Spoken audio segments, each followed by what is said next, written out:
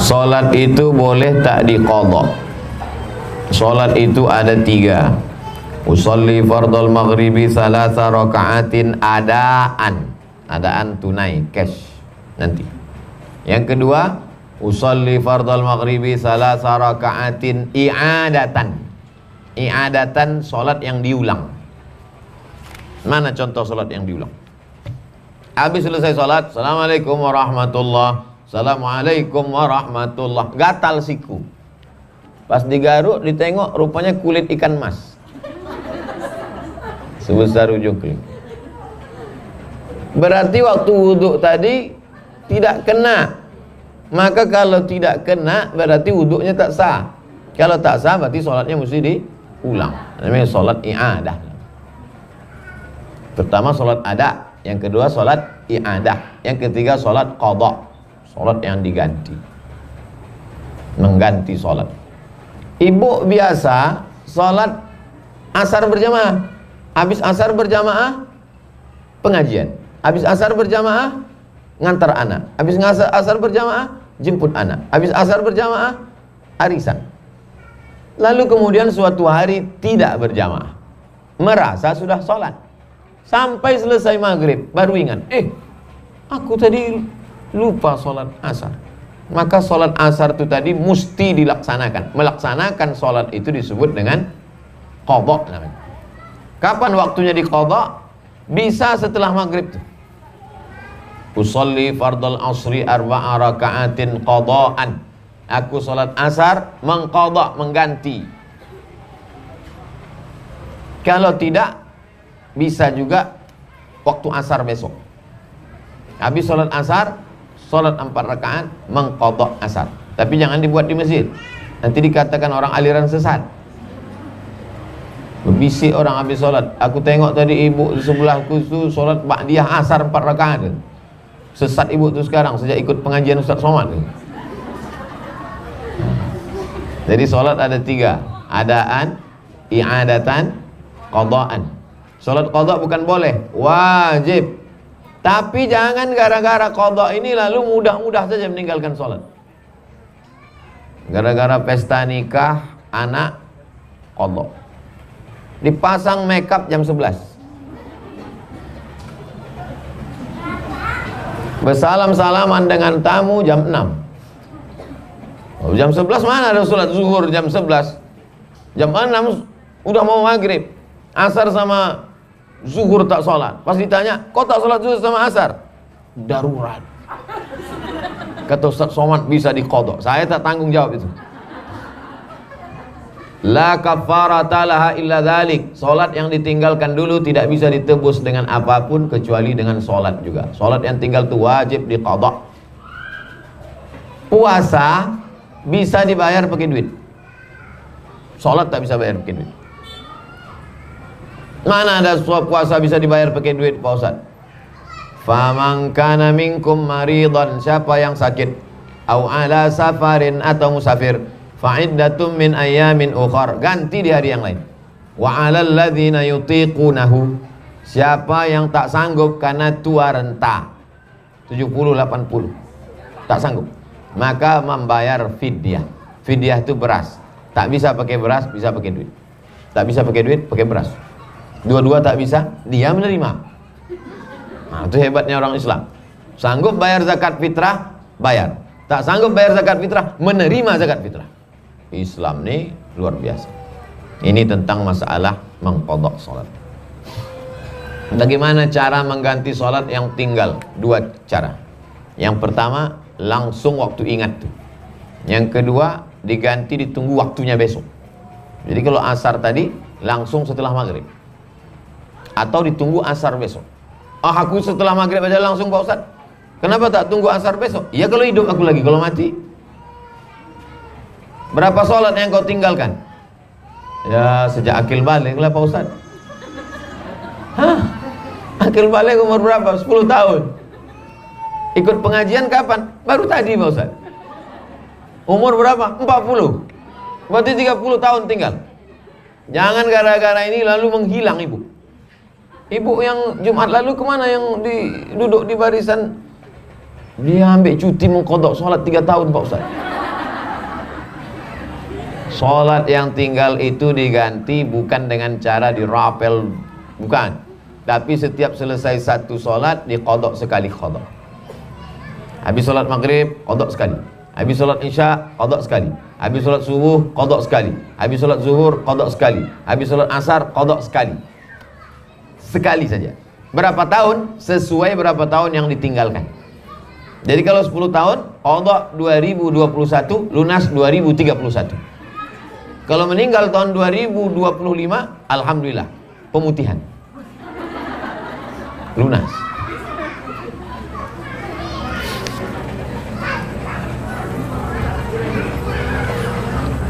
Kalau kita bermazhab Hanafi,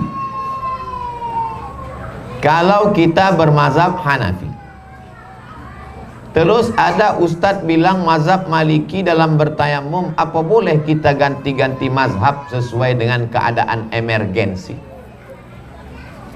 Ini pertanyaannya, pertanyaan berilmu, karena cerita tentang campur mazhab, namanya talfiq. Karena di rumah sakit emergensi, ruang ICU tidak bisa pakai debu, tak bisa sampai ke siku, dipakainya mazhab Maliki. Cukup dengan batu dan hanya sampai ke pergelangan tangan. Boleh, karena dia tidak bercampur dengan sholat. Tayamumnya mazhab Maliki, sholatnya mazhab Syafi'i. Boleh. Lalu yang tak boleh campur mazhab itu bagaimana Pak Ustaz? Dalam satu ibadah dicampurnya. Dalam satu ibadah. Tayamum dengan sholat satu ibadah atau dua ibadah? Dua ibadah. Tayamum lain, sholat lain. Apalagi darurat. Yang tak boleh nih dalam satu ibadah dicampurnya 2-3 mazhab. Contoh, cara mengambil wuduknya Syafi'i, cara membatalkannya pindah dia ke Maliki. Tak boleh.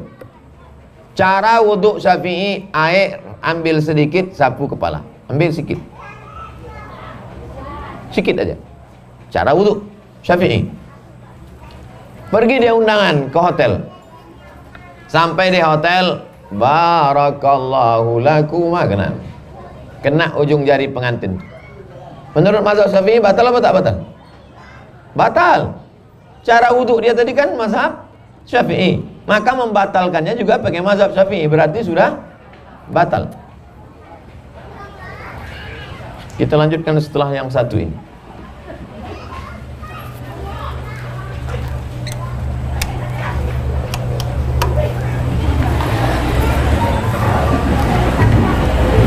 Nanti kalau tak saya hidupkan lampu, nampak di rekaman tuh muka saya hitam.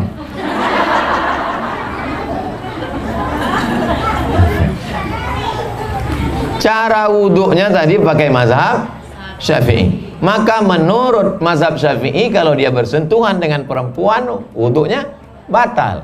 Tiba-tiba setelah selesai dari acara di hotel tuh, pergi dia Masjid Ar-Rahman, sholat dia. Ditanya kawannya, wuduk kau kan sudah batal tadi. Aku pakai mazhab Maliki, bersentuhan kalau tak bersyahwat tak batal. Ini tak boleh. Kenapa tak boleh? Karena dia mencampur dua mazhab dalam satu ibadah. Cara wuduknya Syafi'i, cara membatalkannya dia pindah ke Maliki. Adapun ibadahnya berbeda, boleh. Pindah mazhab, beda ibadah, boleh. Yang tak boleh itu berpindah ke lain hati.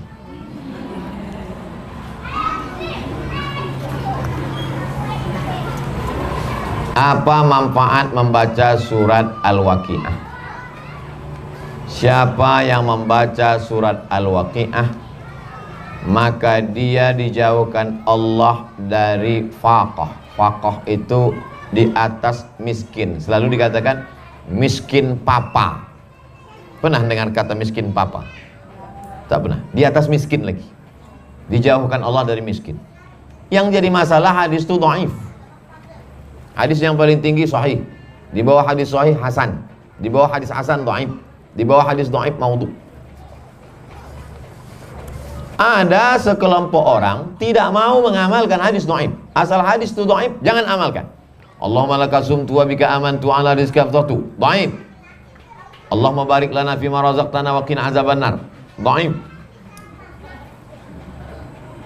Membaca surat Yasin untuk orang meninggal dunia, iqra'uha ala mautakum, dhaif. Siapa yang baca surat Al-Waqi'ah, dijauhkan Allah dari miskin papa, miskin susah melarat, dhaif. Tidak mau dia mengamalkan hadis dhaif.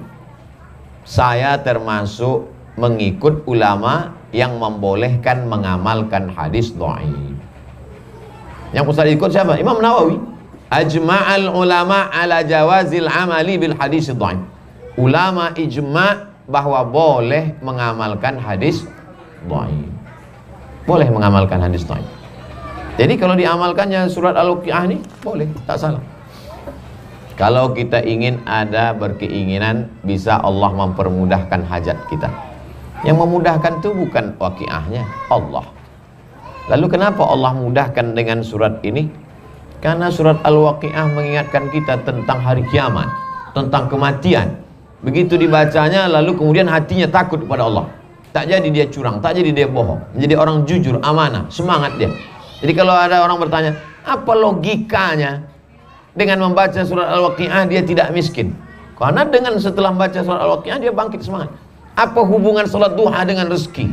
Karena orang yang sholat duha pasti bangunnya sebelum subuh, pasti dia bersemangat.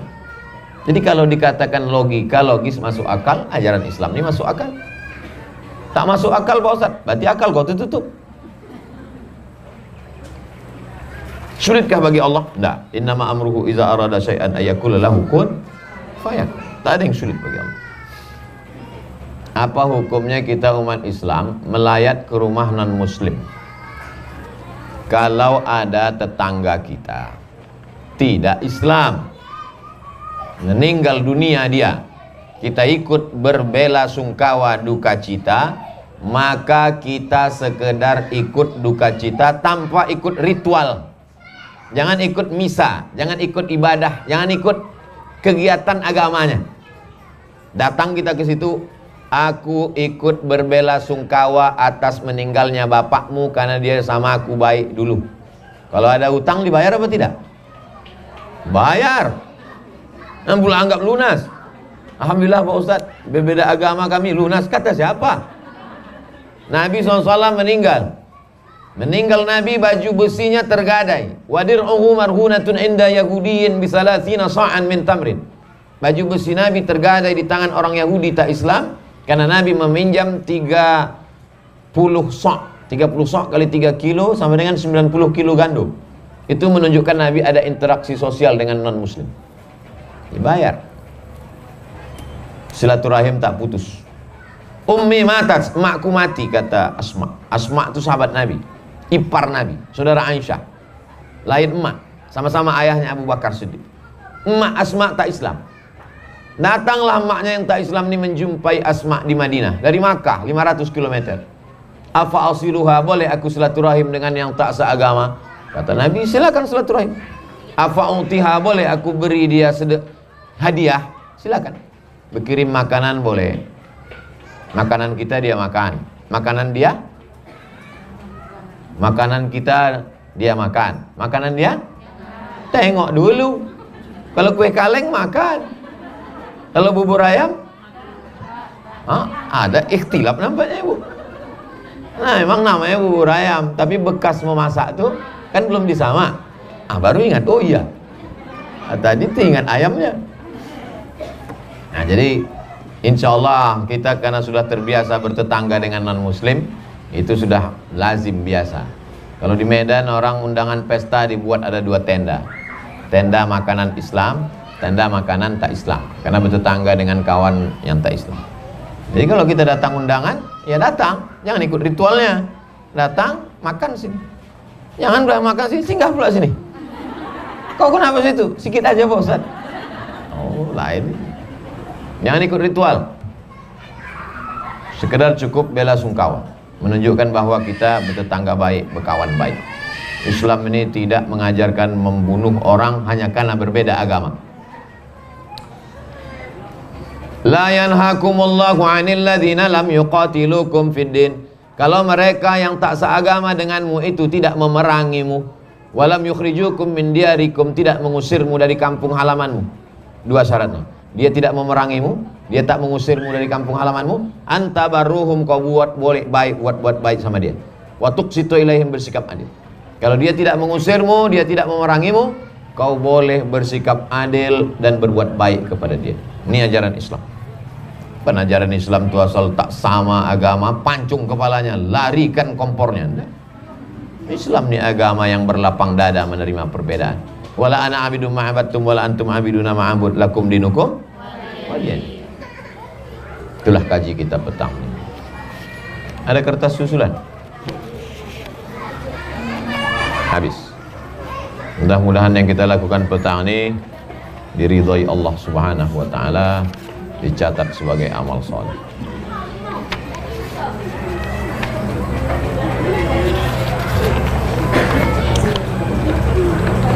Jika seorang ibu melahirkan pada bulan Ramadan, nama anaknya laki-laki Ramadhana, perempuan Ramadhani. Tak ada di sini, saya aja nambah. Tentu dia tak bisa puasa. Dia sudah berniat untuk mengqadha, membayar fidyah. Namun beberapa tahun kemudian ternyata dia lupa, belum dia laksanakan. Jika terjadi hal seperti ini, apakah berdosa? Apakah masih diterima Allah jika dilakukan kembali? Ini bulan Ramadan, waktu dia hamil. Ini bulan Ramadan, maka dia mesti mengqadha puasanya itu sebelum lewat Ramadan berikut. Kalau lewat Ramadan berikutnya ke Ramadan yang satu lagi, maka dia kena denda karena lalai. Satu qadha sehari, satu qadha plus satu fidyah. Satu fidyah, satu mud, 7 on setengah. Tapi jangan betul-betul kasih 7 mud setengah, karena satu mud di situ maksudnya satu makanan. Mana ada orang makan nasi aja pakai kecap? Tak mungkin. Kasihlah lauknya, kasih. Satu mud plus lauk pauknya untuk makan sehari. Makan pagi, makan siang, makan malam. 7 on setengah itu kalau udah kuat, udah 3 kali tambah tuh. Jadi bukan berarti kalau sudah tinggal setahun lalu kemudian istighfar selesai. Anak ibu berapa? 10. Tinggal yang lalu cincailah itu Pak Ustaz. Oh, tak bisa begitu. Hitung. Man mata, siapa yang mati, wa alaihi siyamun, punya utang puasa, shoma anhu waliyuhu, maka ahli warisnya melaksanakan puasanya. Mak saya tanya, mak, waktu mengandung aku dulu berapa hari mak tak puasa? 30 hari. Karena kau dalam perut kuasi sakit-sakit aja. Aku pun ikut sakit gara-gara kau. 30 hari tak puasa. Waktu menyusukan berapa hari? 30 hari. Menyusukan 2 tahun, 30 hari. Jadi untuk saya 90 hari dia tak puasa. Saya tanya, sanggup tak mak mengqadha? Waktu itu umurnya 70. Sanggup tak mengqadha? Sanggup. Qadha. Kalau tak sanggup, kubayarkan fidyah. Kata dia sanggup. Dia meninggal hari Senin sesudah makan sahur. Tak tinggal puasa Senin Kamis. Umur 70. Waktu itu qadhanya udah lunas. Sudah hitung-hitung 90 saya, 90 adik saya, kami adik-beradik 2, udah habis sudah lunas sudah. Saking lama yang dia puasa sunat. Terus puasa sunat. Sehat walafiat. Naik angkot ke pasar Ramayana. Asal belanja sehat.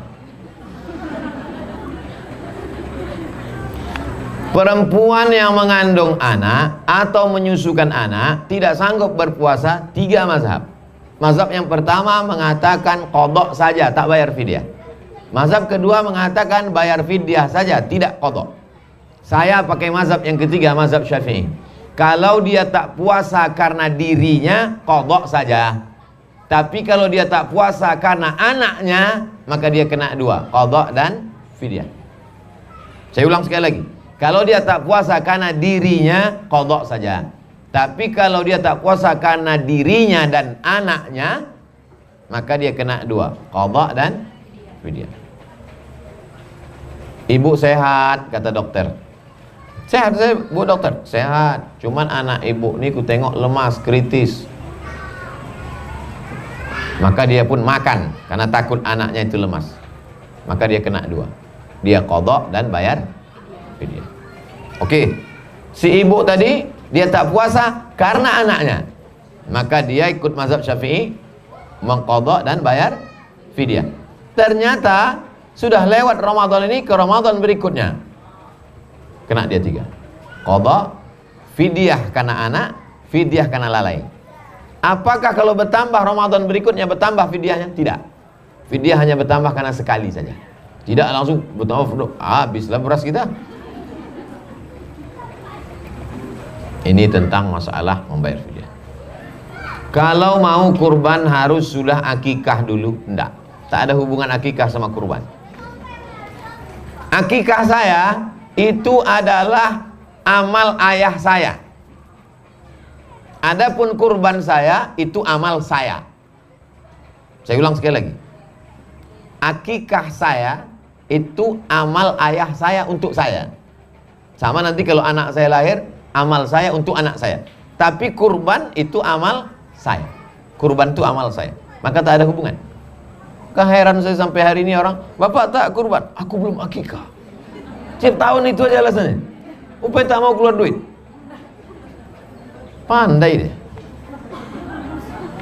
Ibu yang belum akikah boleh mengakikahkan dirinya. Saya bahas dalam buku 37 masalah populer. Dalil hadis Nabi. Aqa'an nafsi ba'da ma bu'itsa nabiyan. Nabi mengakikahkan dirinya sendiri sesudah jadi nabi. Berarti sudah 40. Kalau ada di antara ibu yang tidak akikah dulu kecil, mau akikah sekarang, beli 1 kambing, masak. Hari Jumat bawa ke sini. Insyaallah kita doakan. Tapi tak bisa kami ayun pakai marhaban. Gantung sini patah. Kalau sholat mengikuti imam baca ayat pendek, apakah kita mengikutinya juga? Imam membaca Al-Fatihah, kita diam.